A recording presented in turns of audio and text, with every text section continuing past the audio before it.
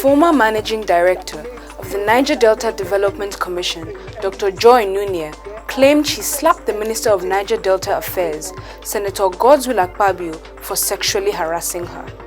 Hi, welcome to What's Trending. These are the top 10 stories now.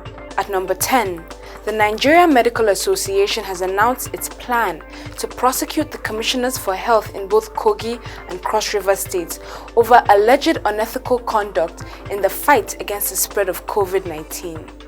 The national president of the Nigeria Medical Association, Innocent Uja, announced that before their formal trial in court, the two commissioners would first face a probe panel put in place by the Medical and Health Council of Nigeria for allegedly obstructing the activities of the NCDC in their respective states. Uta reported the commissioners were behind the denial of the presence of COVID-19 in the two states, calling it politically motivated and unethical. At number 9, the court has lifted a 2-season ban imposed on Manchester City. The club will be free to play Champions League football next season after the Court of Arbitration for Sport lifted the ban imposed by the UEFA on Monday. The court also reduced the initial €30 million fine to €10 million on appeal. Man City were accused of deliberately inflating the value of income from sponsors with links to the Abu Dhabi United Group, also owned by City owner Sheikh Mansour, to avoid falling foul of financial fair play regulations between 2012 and 2016. At number 8, the Central Bank of Nigeria and banks under the aegis of the Bankers Committee has unveiled plans to spend about 25 billion naira as initial funding on the development of Nigeria Creative Center at the National Theatres in Lagos, Kano, Port Harcourt and Enugu. The CBN Governor, Mr. Godwin Emefiele, announced this during the official handing over of the National Theatre in Lagos to the Bankers Committee for renovation and upgrade. Emefiele thanked President Muhammadu Buhari for approving the project, saying it will provide employment opportunities for youth and create an outlet for them to showcase their creative talents. At number 7, the Nigerian police force has arrested a fraudster who detained an American woman in a hotel for a year. The victim, who came from Washington, D.C., arrived in Nigeria on February 13, 2019, to visit 34-year-old Chukwuebuka Obiaku, who she met on Facebook. The fraudster allegedly took control of the woman's credit and debit cards, as well as the operation of her bank accounts. Obiaku also took receipt of the American's monthly retirement benefits and allowances for 15 months after luring the victim into the country on the pretext of love and deceitfully marrying her on May 15, 2019. The victim lost about 18.5 million naira to Obiaku.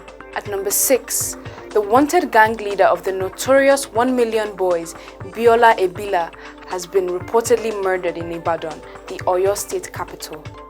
It was gathered that Ebila was killed in a crossfire at the Olomi area of the city on Sunday, following a clash between two rival groups. Ebila had been declared wanted by the police for his alleged involvement in the murder of the rival gang leader, Ekugbemi, in May. The incident is currently under investigation by the police. At number 5, the Deputy Governor of Ondo State, Agboola Ajayi, has demanded the removal of the Speaker of the State House of Assembly, David Oloyelogun, as the move to impeach him thickens. The Assembly had served the Deputy Governor an impeachment notice. However, the impeachment process suffered a setback when the State Chief Judge, Justice Oluwatoyin Akeredolu, rejected a letter from the Assembly. The Assembly had requested a 7-man committee to investigate allegations made against Ajayi.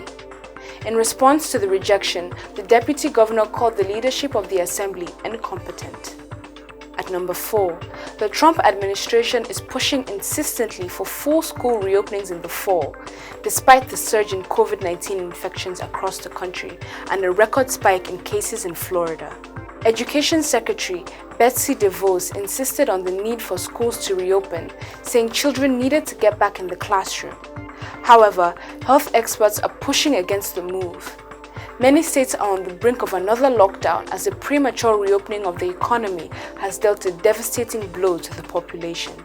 At number 3, Nigerian doctors in Lagos have launched another strike amid the COVID-19 pandemic. Doctors began a 3-day warning strike on Monday over welfare and inadequate protective kits, but said medics handling coronavirus cases would not be involved. Members of the Medical Guild Association announced they had called the strike after the Lagos state government failed to meet the repeated demands for additional pay and better protection.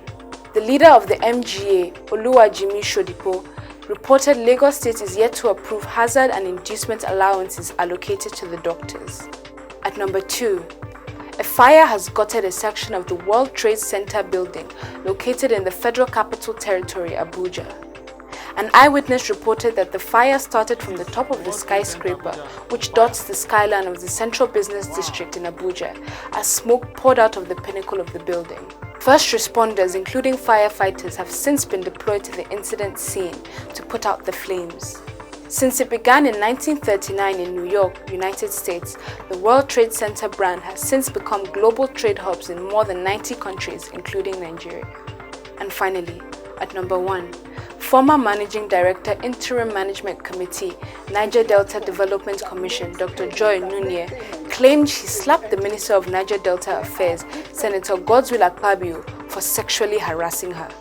Nunye's allegations comes after Akpabio accused the former MD of unnecessary paranoia, which he said affected her alleged relationships with her previous 4 husbands.